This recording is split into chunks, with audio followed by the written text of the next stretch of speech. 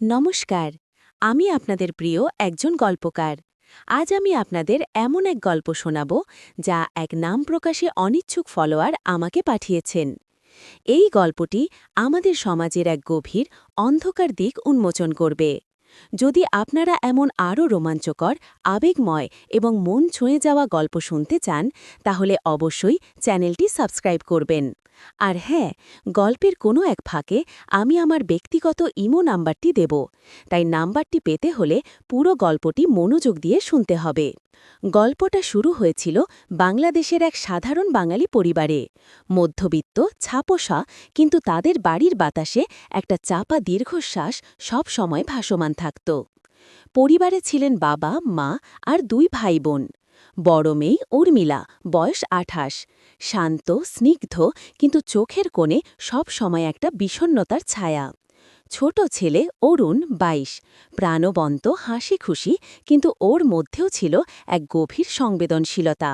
উর্মিলার বিয়ে হয়েছিল ৫ বছর আগে, কিন্তু কিছুদিন পরেই এক মর্মান্তিক দুর্ঘটনায় তার স্বামী মারা যায়। সেই থেকে সে বাবার বাড়িতেই থাকত। এই শোক তাকে আরও গুটিয়ে দিয়েছিল। নিজের মনেই থাকত বেশি। বাবা মা দুজনেই চেষ্টা করতেন তাকে স্বাভাবিক জীবনে ফিরিয়ে আনতে, কিন্তু উর্মিলার মনের গভীরে যে ক্ষত তৈরি হয়েছিল তা কিছুতেই শোকচ্ছিল না। সে যেন এক অদৃশ্য খোলসে নিজেকে বন্দী করে ফেলেছিল। অরুণ বরাবরই উর্মিলার প্রতি অত্যন্ত স্নেহশীল ছিল। বোনের এই নিস্তব্ধতা, এই একাকিত্ব তাকে পীড়া দিত। সে চেষ্টা করত বোনকে হাসাতে, কথা বলতে, কিন্তু উর্মিলা কেবল এক ফালি হাসি উপহার দিত, যা তার ভেতরে শূন্যতা ঢাকতে পারত না। অরুণ নিজের পড়াশোনা, বন্ধুদের আড্ডা, সবকিছুর মাঝেও বোনের জন্য সময় বের করত। রাতের পর রাত সে উর্মিলার পাশে বসে থাকত, ওর হাতে রেখে। অরুণ নিজের মনে করত, বড় বোন তো মায়ের পরেই, তাকে তো সব রকমভাবে আগলে রাখতে হবে। ধীরে ধীরে এই স্নেহ, এই বোনের প্রতি ভাইয়ের ভালোবাসা এক অন্য রূপ নিতে শুরু করল। উর্মিলার চোখে মুখে যখন আর সেই প্রাণ থাকত না, অরুণ নিজের অজান্তেই বোনের হাতটা আরও শক্ত করে ধরত। সেই স্পর্শে যেন এক নতুন বিদ্যুৎ খেলে যেত। উর্মিলা প্রথম দিকে একটু চমকে উঠত, তারপর যেন এক অলৌকিক শান্তিতে ভরে উঠত। তার মনে হতো এই স্পর্শই তার একমাত্র আশ্রয়। একদিন রাত গভীর, বাড়ির সবাই ঘুমিয়ে পড়েছে। উর্মিলা একা বিছানায় শুয়ে আছে, আর ওর ছাদের দিকে তাকিয়ে। ওর মনে পুরনো স্মৃতিরা ভিড় করছে, স্বামীর মুখ, তার হারানো সব স্বপ্ন। এই সময় অরুণ দরজায় টোকা দিল। উর্মিলা বলল, আসুন। অরুণ ঘরে ঢুকল, ওর হাতে এক গ্লাস জল। ঘুম আসছে না? অরুণের গলায় এক অদ্ভুত নরম সুর। উর্মিলা শুধু মাথা নাড়ল। অরুণ বোনের বিছানার পাশে বসল। প্রথমে চুপচাপ, তারপর বলল, ভাইয়া, তোমার কষ্টটা আমি বুঝি। উর্মিলার চোখে জল চিকচিক করে উঠল। সে কথা বলতে পারল না। অরুণ ওর হাতটা ধরল।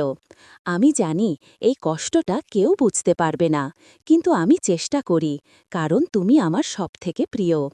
উর্মিলার গলার কাছে কিছু একটা দলা পাকাচ্ছিল। সে বলল, তুমি তো বুঝবে না অরুণ, এই শূন্যতা। তার কথা শেষ হল না। অরুণ ওর হাতটা আরও শক্ত করে চেপে ধরল। যদি কিছু বলতে চাও তবে বলো, আমি শুনব, কান পেতে শুনব। উর্মিলার মনে হল এই প্রথম কেউ তাকে এভাবে বলছে। সে অরুণের দিকে তাকাল। সেই অচেনা চোখের গভীরতা, সেই সংবেদনশীলতা তাকে ছুঁয়ে গেল। তার মনে হল এই মানুষটা আসলে তার হারানো পৃথিবীর এক নতুন প্রতিচ্ছবি। সেই রাতে উর্মিলা অনেক কথা বলল, তার সব কষ্ট, সব যন্ত্রণা, সব অপূর্ণতা। অরুণ এক নাছোড়বান্দা শ্রোতার মতো শুনল। প্রতিটি শব্দ, প্রতিটি দীর্ঘশ্বাস সে যেন নিজের ভেতরে শুষে নিচ্ছিল। যখন উর্মিলা সব কথা বলে শেষ করল, তখন ভোরের আলো ফুটতে শুরু করেছে। অরুণ কিছু বলল না, শুধু উর্মিলার মাথায় হাত রাখল। সেই হাতের স্পর্শে ছিল এক অদ্ভুত নির্ভরতা। উর্মিলা সেই স্পর্শে নিজের সবটুকু সঁপে দিল।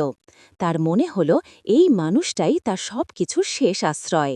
এরপর থেকে তাদের সম্পর্কটা যেন আরও গভীর হল। একে অপরের প্রতি টানটা বাড়তে লাগল।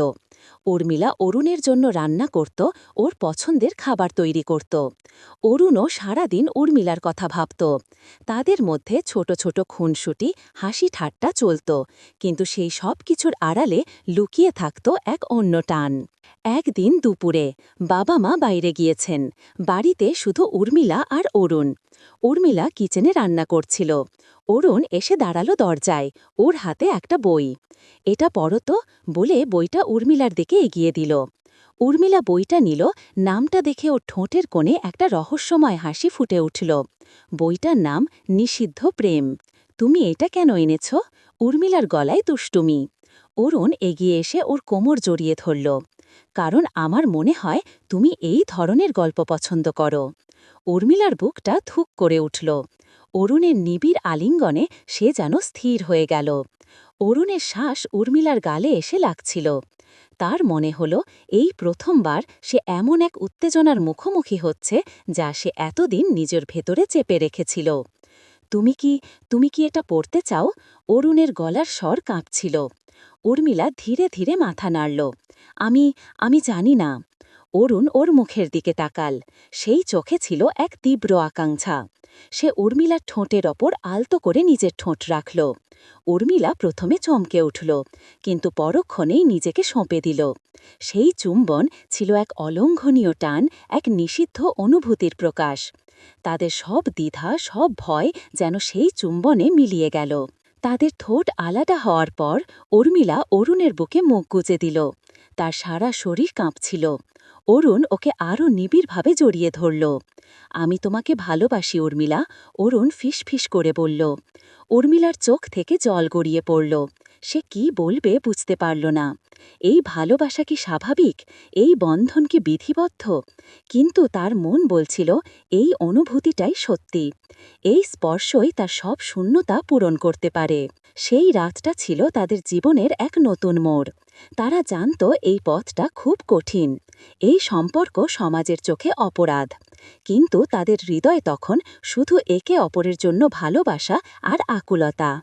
একে অপরের সান্নিধ্য তাদের এক নতুন পৃথিবীতে নিয়ে গিয়েছিল, যেখানে শুধু তারা দুজন আর তাদের নিষিদ্ধ প্রেম। এরপর থেকে তাদের গোপন মিলনের পালা শুরু হলো। রাতে যখন সবাই ঘুমিয়ে পড়ত, তখন অরুণ চুপি চুপি উর্মিলার ঘরে আসত। তাদের দুজনের মধ্যে চলত গভীর আবেগ, তীব্র রোমান্টিক উত্তেজনা। সেই মুহূর্তগুলো ছিল তাদের স্বর্গ। একে অপরের শরীরের উষ্ণতা, নিঃশ্বাসের শব্দ, সবকিছুর মধ্যে তারা খুঁজে পেত এক অপার্থিব আনন্দ। উর্মিলা তার সবটুকু দিয়ে অরুণকে ভালোবাসত। অরুণও উর্মিলার সবটুকু দিয়ে তাকে আগলে রাখত। তাদের বন্ধন দিন দিন আরও দৃঢ় হতে লাগল। তারা একে অপরের মধ্যে এমন কিছু খুঁজে পেয়েছিল যা তারা এতদিন পায়নি। সেই গোপন ভালোবাসা তাদের জীবনের এক অংশ হয়ে উঠেছিল। একদিন রাতে বাবা মা আবার বাইরে গেছেন। অরুণ উর্মিলার ঘরে এলো। তাদের মধ্যে গভীর আলিঙ্গন। অরুণের হাত উর্মিলার শরীরে বুলিয়ে যাচ্ছিল। উর্মিলা চোখ বন্ধ করে সেই স্পর্শ অনুভব করছিল। আমার তোমাকে ছাড়া আর কিছু চাই না উর্মিলা, অরুণ বলল। উর্মিলা মাথা নাড়ল। তুমি আমার সব। অরুণ উর্মিলার কানের কাছে মুখ নিয়ে গেল। আজ রাতে আমাদের সব বাধা ভেঙে যাবে। উর্মিলার বুকটা ধুক করে উঠল। সে অরুণের দিকে তাকাল। অরুণের চোখে ছিল এক তীব্র বাসনা। সেই বাসনায় মেশেছিল ভালোবাসা, নির্ভরতা আর এক অলঙ্ঘনীয় টান। তাদের দুজনের শরীর একে অপরের প্রতি চুম্বকের মতো আকৃষ্ট হচ্ছিল। সেই রাতে তাদের সব দ্বিধা, সব ভয়, সব সামাজিক নিয়মকানুন ভেঙে গেল। তাদের মাঝে তখন শুধু একে অপরের প্রতি গভীর টান আর সেই নিষিদ্ধ প্রেমের উষ্ণতা। অরুণ উর্মিলার আরও কাছে এলো। তাদের নিঃশ্বাস একসঙ্গে মিশে যেতে লাগল। উর্মিলার মনে হল সে যেন এক অলৌকিক জগতে ভেসে যাচ্ছে। অরুণের স্পর্শে সে যেন নতুন করে জীবন খুঁজে পেল। তাদের দুজনের মধ্যকার শারীরিক আকর্ষণ চরমে উঠল। একে অপরের শরীরের প্রতিটি স্পর্শে তারা যেন নিজেদের নতুন করে আবিষ্কার করছিল। সেই রাতের প্রতিটি মুহূর্ত ছিল তীব্র আবেগে ভরা। অরুণের প্রতিটি স্পর্শে উর্মিলার শরীর যেন কাঁপছিল। তার মনে হচ্ছিল এই অনুভূতিটাই জীবনের সব থেকে বড় প্রাপ্তি। অরুণ উর্মিলার ঠোঁটে আলতো করে চুম্বন করল।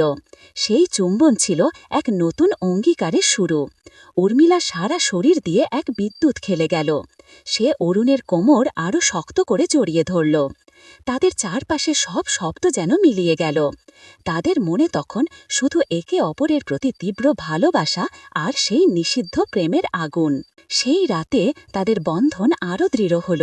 তারা জানত তাদের পথটা সহজ নয়, কিন্তু একে অপরের প্রতি তাদের ভালোবাসা, তাদের এই গভীর টান তাদের সব বাধা অতিক্রম করার শক্তি যোগাবে। তারা একে অপরের সান্নিধ্যে এক নতুন জীবন খুঁজে পেয়েছিল, যেখানে তারা ছাড়া আর কেউ ছিল না। তাদের গোপন জগৎটা ছিল শুধু তাদের দুজনের জন্য। সেই জগতের প্রতিটা কোণে ছিল একে অপরের প্রতি ভালোবাসা আর সেই অলঙ্ঘনীয় আকর্ষণ।